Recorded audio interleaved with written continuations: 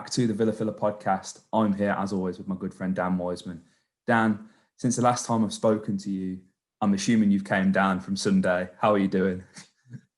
Yeah, I'm pretty good, mate. Last podcast was a funny one, wasn't it? I really enjoyed that. But new digs. This is the new setting from here on Hey, in. I'll no longer be recording these podcasts perched on the edge of my bed, up against my windowsill. We've got an actual desk, which you can't see obviously, hey. but there is one here. A little bit of a so this is the spare room in my house. We've converted it into a bit of a sort of an office space. Got my desk, got all my books set up. I've got a whiteboard right ahead of me, so when I'm playing Football Manager here, I can have all my tactics up on there. It can all feel very official, mate. So yeah, new surroundings. I'm excited, but yeah, no, it's good to see you, mate. Likewise, mate. And obviously, I mean, you just touched on their Football Manager. Today is the day FIFA comes out. Now, I made a vow that I wouldn't buy this FIFA, but as I'm sure you're all aware, if you play FIFA, if you follow Aston Villa or EA Sports, Jack Grealish and Ollie Watkins are in Team of the Week. And I was like, you know what, Dan, I'm not buying FIFA. I've told everyone, I've told my girlfriend, I've told my flatmate, Alex, don't let me FIFA. What did I do last night? I went on Amazon Prime and I ordered FIFA. So I'm to arrive. I have to vow never to play FIFA again here. The inevitable has happened, mate. Always. It breaks all of us, don't worry. It breaks all of us. It's a cycle. I got to break that cycle, man. Maybe next year when I'm a proper adult. But here we are, obviously on this podcast. The reason you guys have clicked on this, Dan and I are going through Aston Villa's transfer window, how well we think we've done, the signings. You've all seen the videos that we've done throughout the window. Obviously, internationally, the window is closed, but as we speak now, the domestic window is open. So, between League 1, 2, Championship, we can still do some deals. And Portugal, which is interesting because there's been a fair few players just shipped out to Portugal. Marlon Sarr, Felipe Anderson, just in the Premier League. So, yeah, there's still some business to be done, potentially, although Dean Smith and Christian Perso have both said, yeah, we're kind of done here. I think all Villa fans, and I know you certainly agree, Dan, we need another striker in. So we'll get onto that a bit later. But this transfer window, Dan, has arguably been one of Villa's most important windows of all time. I think it's fair to say. Yeah. We've narrowly avoided relegation, as you all know. The writing was on the wall, really, with the squad. We knew we needed to make some changes. And our first in of the window, Matty Cash. Let's talk about him because I think people were definitely excited about him and definitely are still excited about him now after seeing some of the performances, how he's adjusted to life in the Premier League. People were kind of worried when we first signed him because we weren't necessarily addressing the forward line straight away. We've obviously ended up getting all of our business done, Dan. Matty Cash for 17 million from Nottingham Forest. How would you rate that signing out of 10? What are your thoughts on Matty so far? Well, I really make it, mate.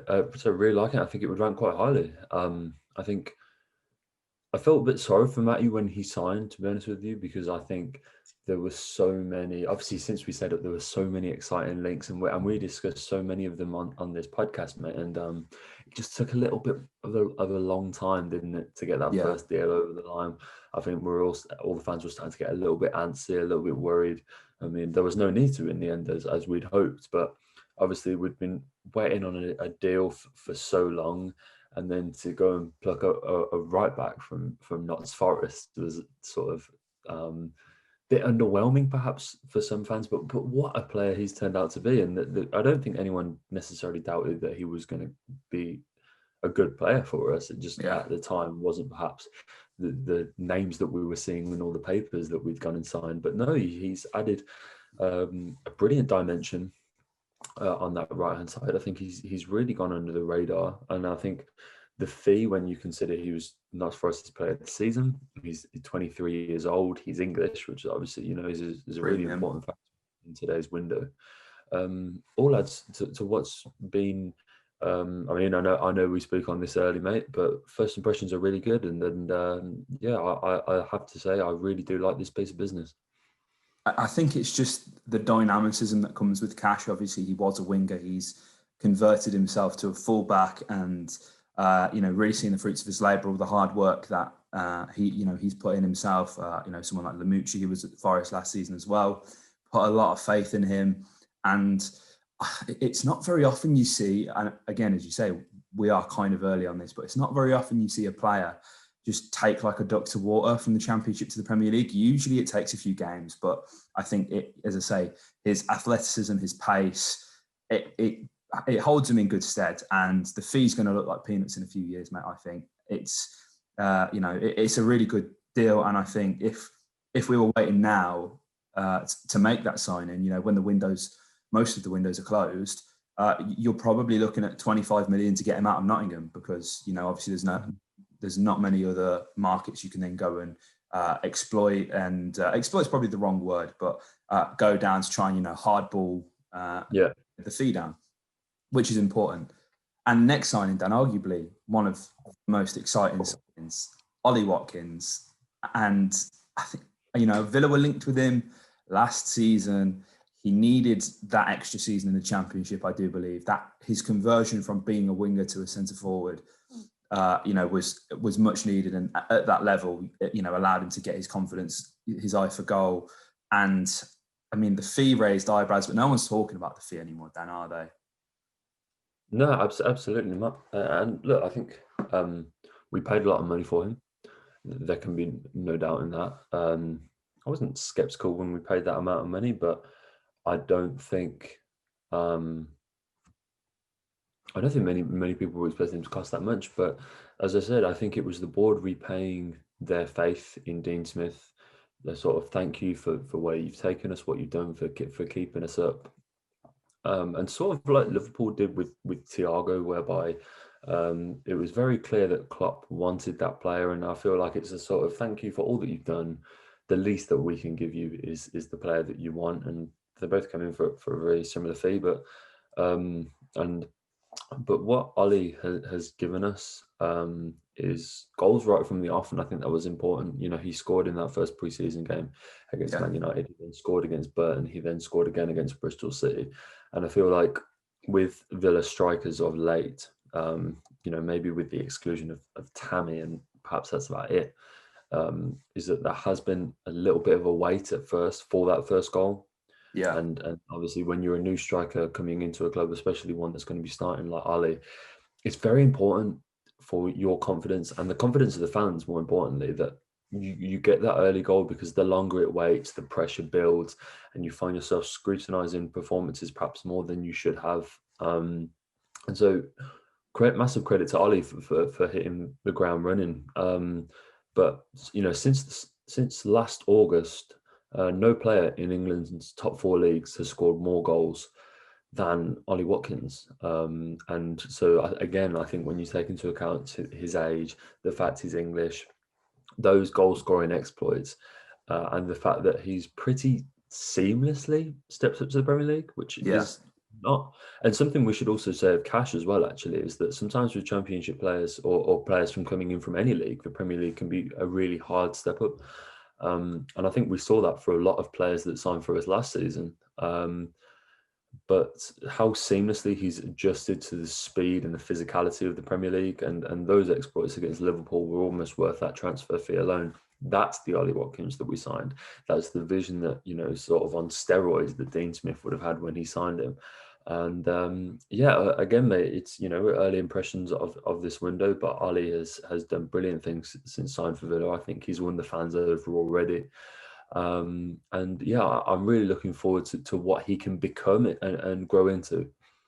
Absolutely. And, again, like with Cash, there's still such a high ceiling that's there. And the fee may seem like a lot, but Ollie's an English forward. And there's been the emergence of, someone like Dominic Calvert-Lewin, Danny Ings, especially over last season.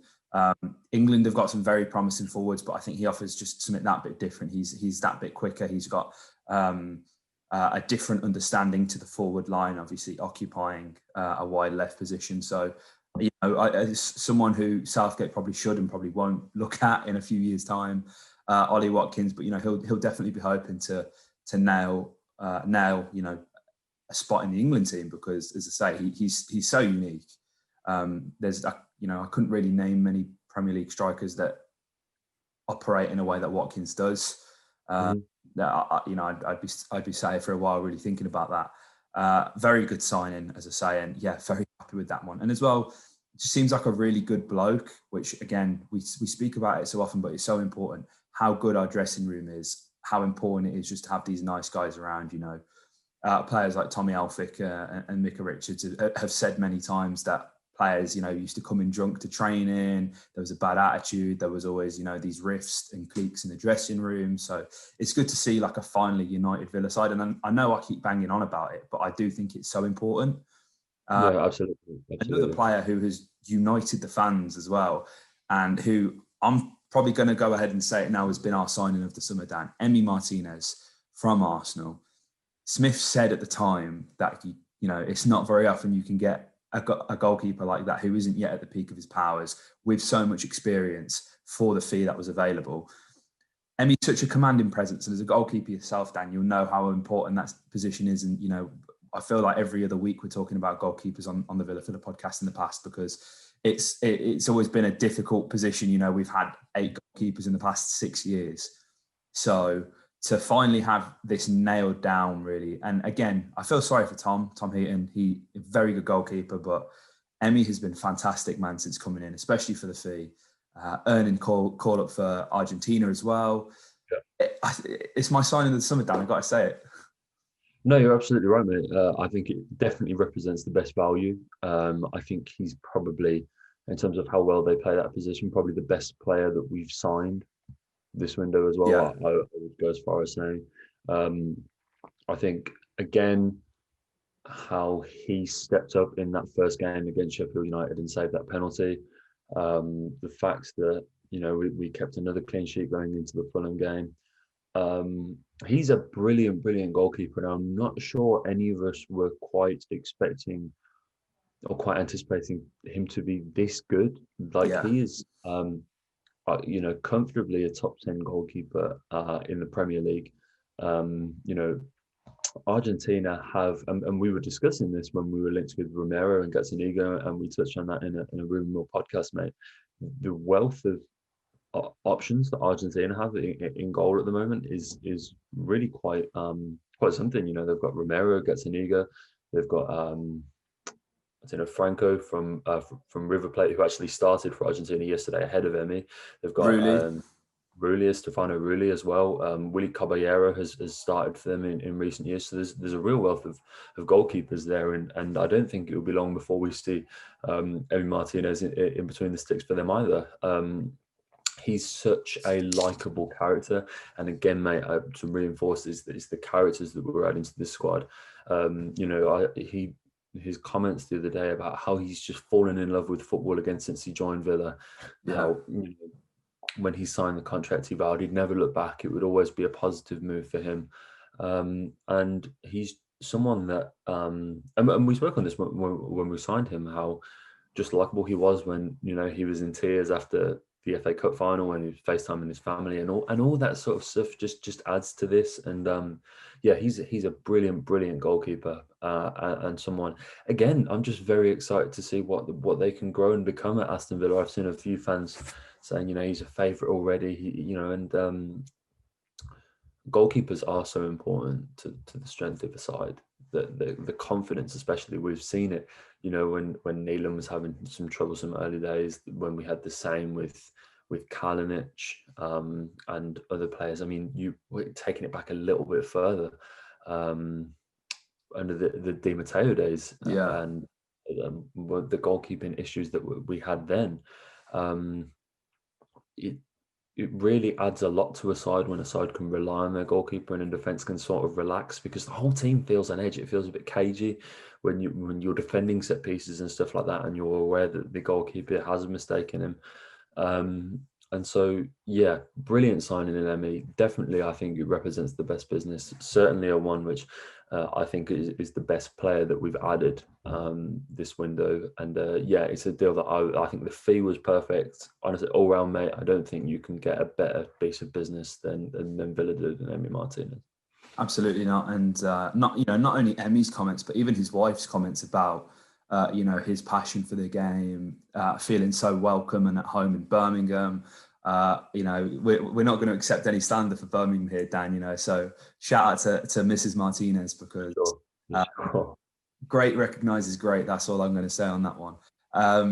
But yeah, another one, like, so on these signings, again, you know, excited about all of them, really are. I think Villa have smashed the window. I think we've genuinely had one of the best windows in the entire Premier League. And we will go through that in a separate podcast that Dan and I are going to record after this one. But again, I don't want to seem like I'm not as excited for this one, or we've not really seen enough of him. It is Bertrand Traore. Now, there's definitely a lot to be excited about, but in the vein of form that Trezeguet is, and it looks like Bertrand could be set for a move back to Vitesse or something like that, because, you know, Trezeguet is a man on a mission, and he's done we've got to give him credit. He contributed a lot to keep us up, and he's recognised his position is perhaps under scrutiny and under threat. We've gone out and signed someone in that exact position, and Trez hasn't give Dino any reason to drop him. Yeah, absolutely. So excited for Traore. I just want to see him running down the wing, down at pace, that frightening neck breaking pace. But I mean, what are your thoughts on the signing, Dan? Because obviously he's been so good, but you just can't really play Traore at the moment, can you? No, absolutely not. I think until, and I think Trez, I've received, seen a lot of Villa fans praising him and stuff like that, but I don't think enough has been said about how hard he's worked. He's playing like a man who he's seen that the club is trying to replace, and he's just playing out of his skin at the moment. He's only got the one assist to show for it. So statistically, in terms of goals and assists, it's not like an incredible leap that we've seen in that regard. But just his overall work ethic, he really seems like the finished product that we knew was there last season, but we just weren't getting. He seems to have really sort of become clinical in the final third. He's a lot more precise in everything that he does. He works so tirelessly for the team. And no one is more excited from the signing of Bertie than I am. He's on the back of my home kit. I think this guy's going to be a really good player. But look, Trez is doing the most, man. And whilst the Villa keep winning, whilst especially in the manner that we are, that you can't drop anyone in this team, let alone Trezeguet. Everyone in this team, until this team puts a foot wrong or until a weakness becomes visible. It will be a starting 11. Go the same team that played against Fulham, the same team that started against Liverpool, and it will be the same team that starts against Liverpool. Touch wood, providing that we don't get any injuries with all of the players that we have out on international duty. But no, Trez has been brilliant, mate. But look, Bertrand is a player that I am very excited about. Had a bit of a bad rep when he came in. A few players sort of get this whereby, the Lyon fans seem to be pretty happy that they were letting him go. But, one man's trash is another man's come up, mate. And I'm really excited to see what Bertrand can offer. I think he's going to be a great player for the Villa. And I think it's nice. And I actually think it's a good thing somewhat that we have that added element to come later in the season.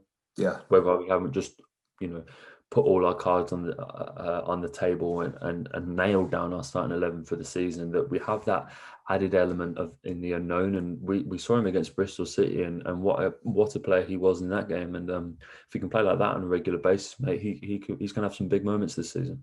Absolutely. What a goal that was, by the way. We can't forget about that. Almost worth the fee in itself, despite not being in the Carabao Cup.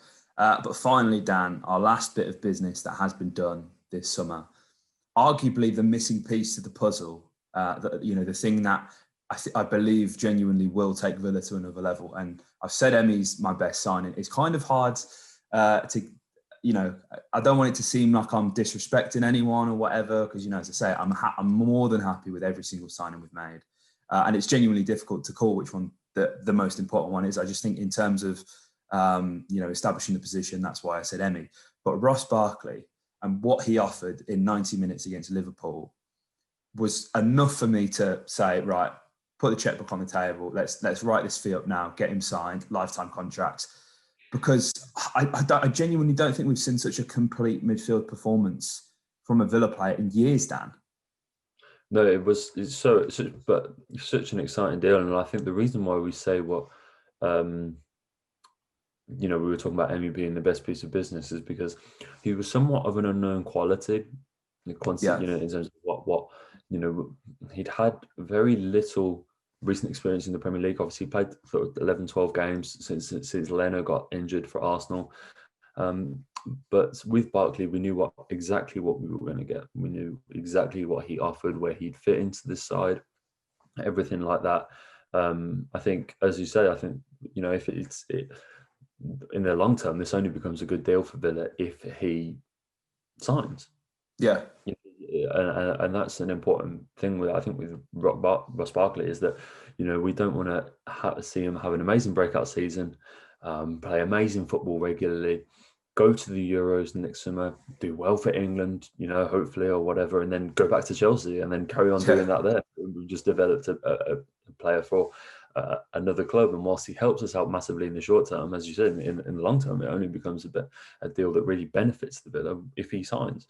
And look, I hope that he will, but if we're just looking in the short term and what he's offered us, he is the perfect midfielder to complement that midfield three. I preferred him over Loftus-Cheek when it seemed like we were going to get one of the two at the start. Yeah. Obviously, Loftus has now gone on to Fulham.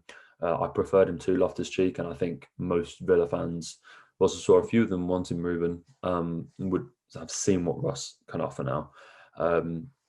I think he adds, and I think it's a very similar dynamic that Crystal Palace have with Zaha and Eze, whereby Zaha, if you put 2 or 3 defenders on him, you send a centre back and a full back wide and a centre and a defensive mid over, and you sort of can triple team him up against the touchline.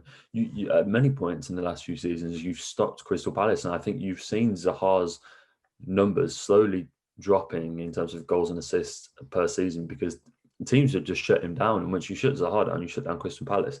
And the reason why he's had such a good start to the season this season in terms of his goals and assists is because they've added Eze to that midfield, another player who adds some danger, and the defenders have to watch. They're not so one-dimensional anymore. And I think it's a similar situation with Villa, whereby Jack's goals and assists dropped off in the second half of last season because I think teams recognised that he was Villa's main threat.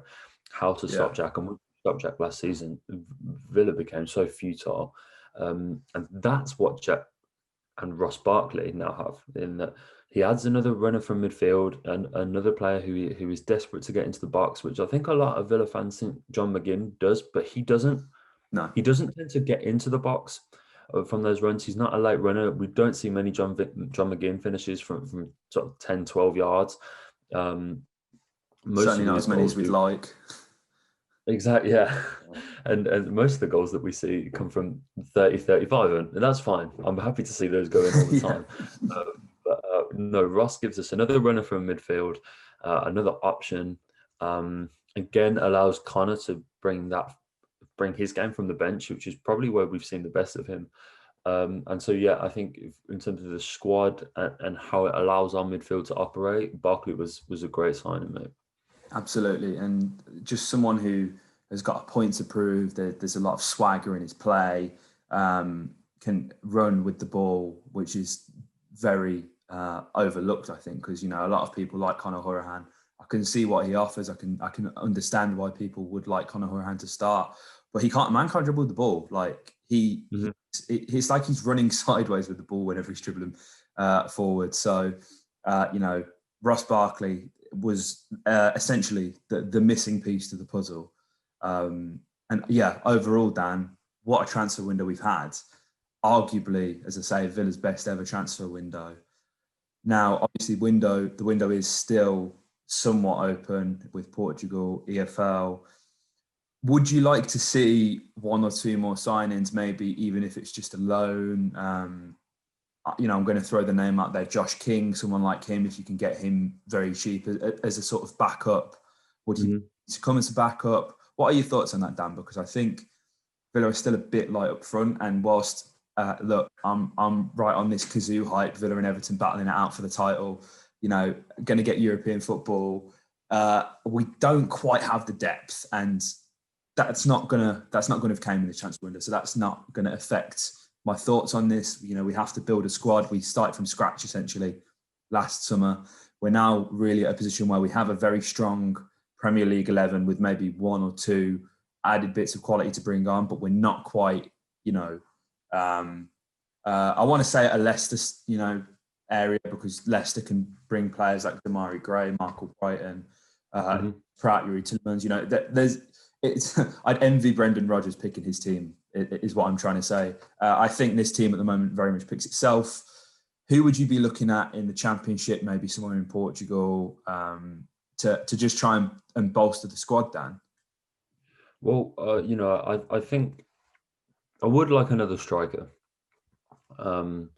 because I feel like, we've been very lucky with injuries for quite a long time. The fact that we've never seen, considering how much he gets fouled, we've never seen Jack get injured, or anything like that. Obviously, we had John McGinn and stuff last season, but Jack's been the focal point of our team, and we've been so grateful that since that injury that he had in the Championship, that he's been able to play fully fit in the Premier League. And I think, if anything were to happen with Ollie, whilst I think we have goals coming from elsewhere in the team, it's a big responsibility for Keinan Davis, who has struggled, unfortunately, to score goals at times, to step up and become the main the main man for Villa, and lead the line and be the one to get the goals, especially in a season where Villa are looking to step up in the Premier League. Yeah. But we do have Wesley coming back. I think it will take a little while for him to be back at his best, as I was saying recently. I would like another player just to give Ollie some competition, which I think is important, but also just to give us a little bit of backup. I think a loan or a move for someone like Josh King would be really nice, mate, and it would just top up a pretty perfect transfer window. I think in January it would also allow, if there isn't enough time to get it now, a loan for Keinan, which again I think would be important, and I think that would really aid his development if he was able to go away to a Championship side, get a few goals. But look, on the whole, mate, I don't really have any complaints with this window. That's just me being really fussy. That takes this window from a 9 out of 10 to a 10 out of 10. Like, it would really round off a perfect window for Villa. But no, mate, and I think, it's a good place to sort of round this up by saying I don't think, and we'll discuss this on the next podcast, but I don't think there are too many sides who have had a window that have levelled up their squad quite to the extent that Villa have. And so, yeah, mate, on the whole, really happy with what we've seen. Absolutely. And yeah, Villa, what a transfer window you've had. Absolute kudos to the owners, Purslow, for backing Smith to the hill, addressing the areas that need getting, and ultimately getting all the targets that Dean wanted, because at the end of the day, that's important as well. We don't want another clash with Director Sport or whatever. Langer seems to be doing a very good job. And long may that continue. So if you guys enjoyed this podcast, please do hit the like button, comment your thoughts below on Villa, who you think Villa signing in the summer is. We're really interested to know, and subscribe for more content. We recently passed 3,000 subscribers, which is mental again. So yeah, thank you guys so much for your support. Dan and I will be back very soon with another podcast. Keep your eyes open for that. Say like, comment, subscribe, and up the Villa. Just as essential to fulfilling this got potential. It's the main man, a hero. He's the main leader of the gang. Chester.